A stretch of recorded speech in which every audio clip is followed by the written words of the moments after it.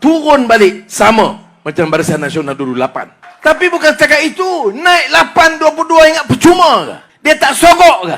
Ini yang banyak duit di merata tempat ni dari mana-mana. Duit judi. Saya ulang, dulu saya sebut duit judi, malam ni saya nak sebut duit judi yang bantu mereka banyak. Nak cabar-cabar, nak saman, sila saman saya kalau berani.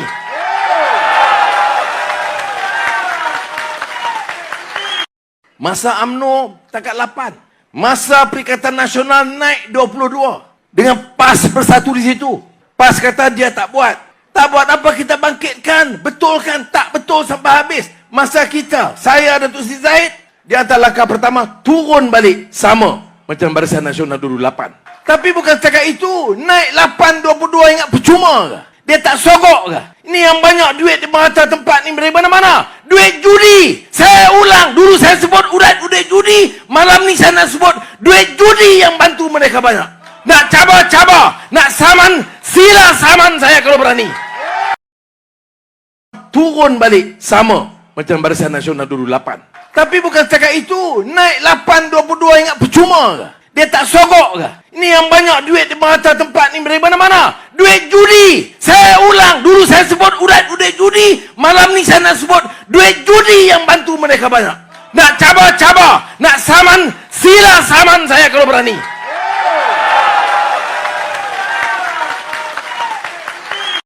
Masa UMNO takat 8. Masa Perikatan Nasional naik 22. Dengan PAS bersatu di situ. PAS kata dia tak buat. Tak buat apa, kita bangkitkan. Betulkan, tak betul sampai habis. Masa kita, saya dan Tun Sri Zahid, di antara langkah pertama, turun balik sama macam Barisan Nasional dulu 8. Tapi bukan setakat itu, naik 8.22 ingat percuma ke? Dia tak sogok ke? Ini yang banyak duit di merata tempat ni dari mana-mana. Duit judi. Saya ulang, dulu saya sebut duit judi, malam ni saya nak sebut duit judi yang bantu mereka banyak. Nak cabar-cabar, nak saman, sila saman saya kalau berani. Turun balik sama macam Barisan Nasional dulu 8. Tapi bukan setakat itu, naik 8.22 ingat percuma ke? Dia tak sogok ke? Ini yang banyak duit di merata tempat ni dari mana-mana. Duit judi. Saya ulang, dulu saya sebut duit judi, malam ni saya nak sebut duit judi yang bantu mereka banyak. Nak cabar-cabar, nak saman, sila saman saya kalau berani.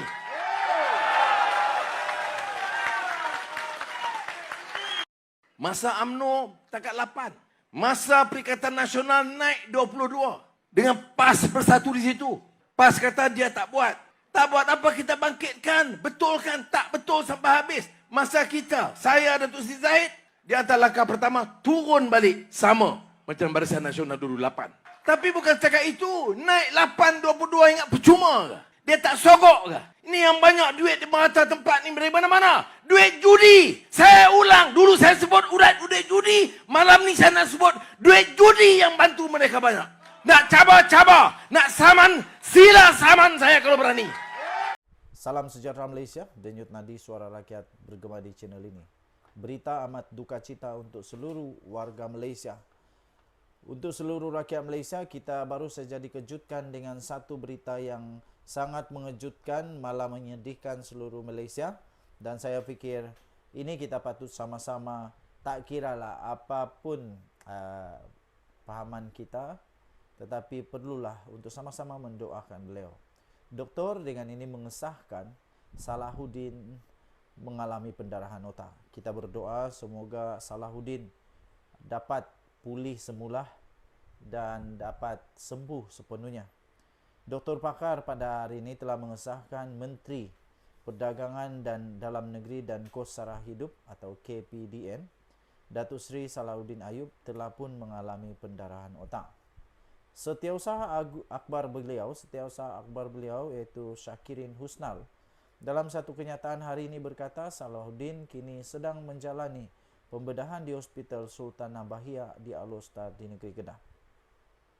Syakirin berkata Salahuddin dikejarkan ke wad kecemasan pada kira-kira jam 10.15 malam tadi dan mendapat rawatan serta mengalami mual dan muntah-muntah.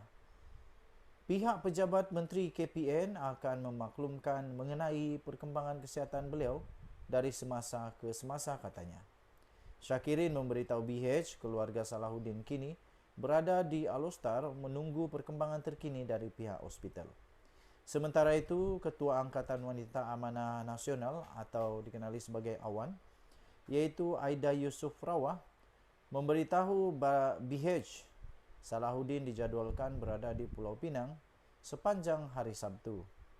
Katanya, kami mendapat berita beliau dimasukkan ke hospital malam tadi.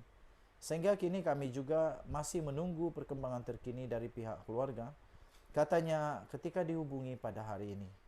Aida berkata, Salahuddin sebelum ini kelihatan sihat ketika tiba di Kedah malam semalam dari Kuala Lumpur. Tambahnya lagi, sungguh tak sangka perkara begini berlaku. Kita doakan yang terbaik, semoga beliau cepat sembuh, katanya lagi. Mari kita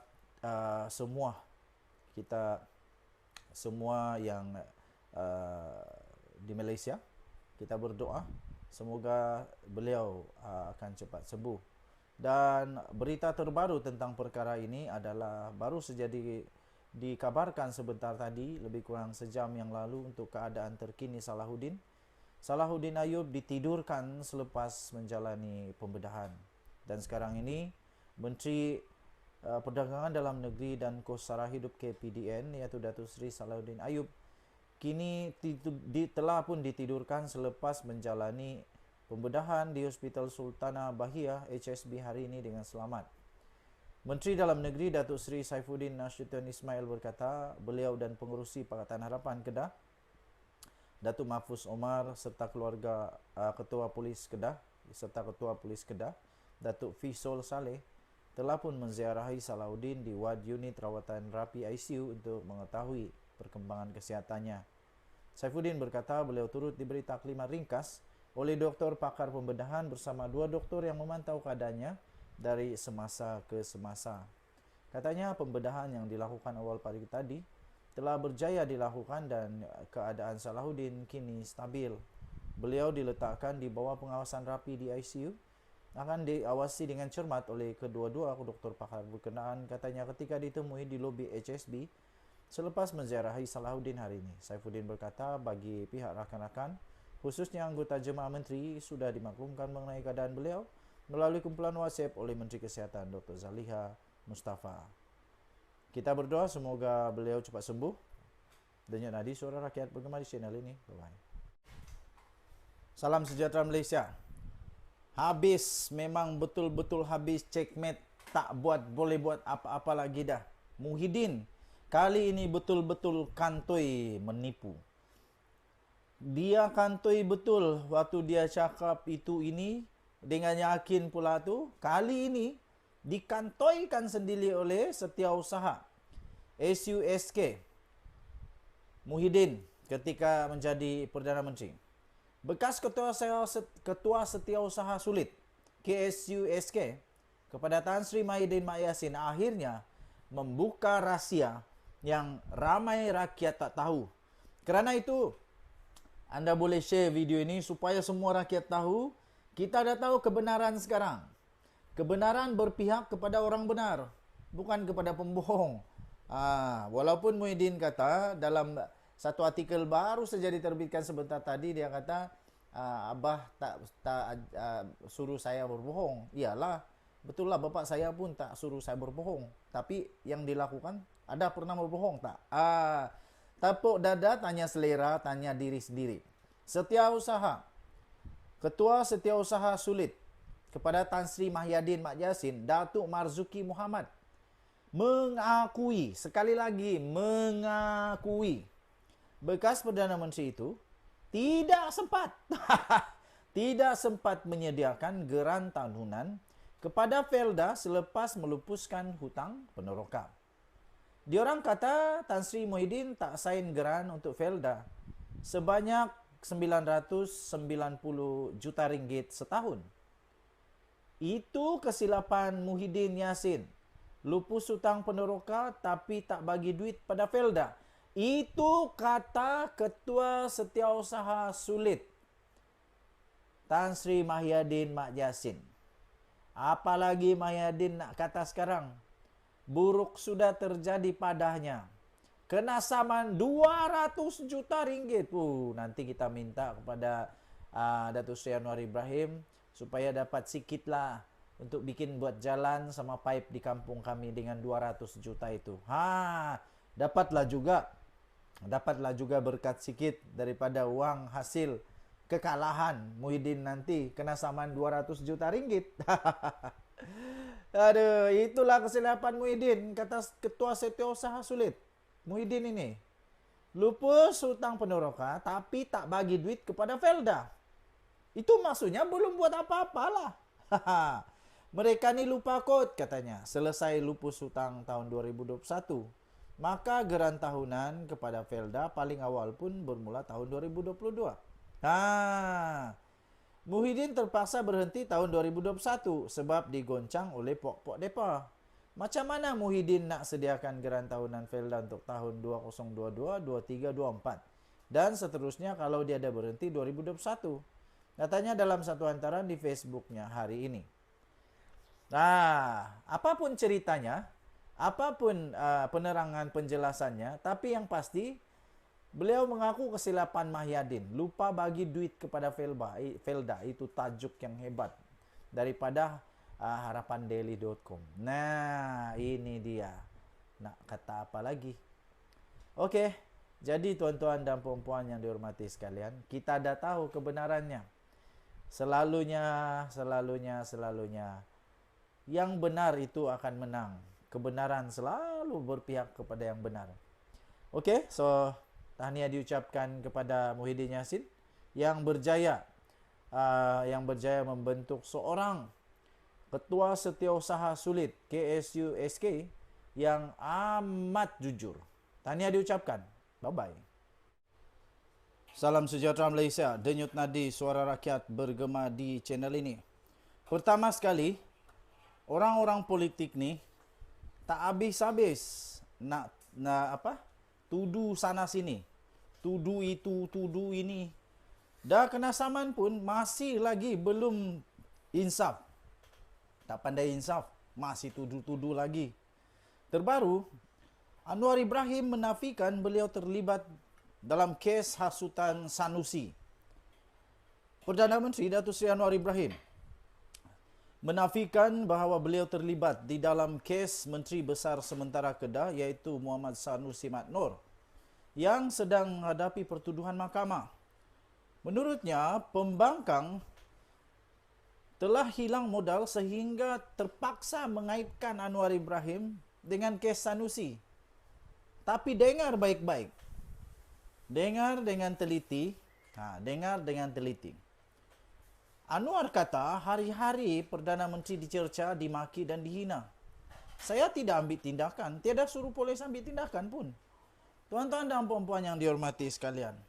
Datuk Seri Anwar Ibrahim yang kita tahu sekalipun beliau tak pernah mengarahkan, apalagi membuat laporan polis berhubung dengan kes ini. Habis kenapa Anwar Ibrahim pula yang kena? Dia tak pernah suruh untuk polis ambil tindakan.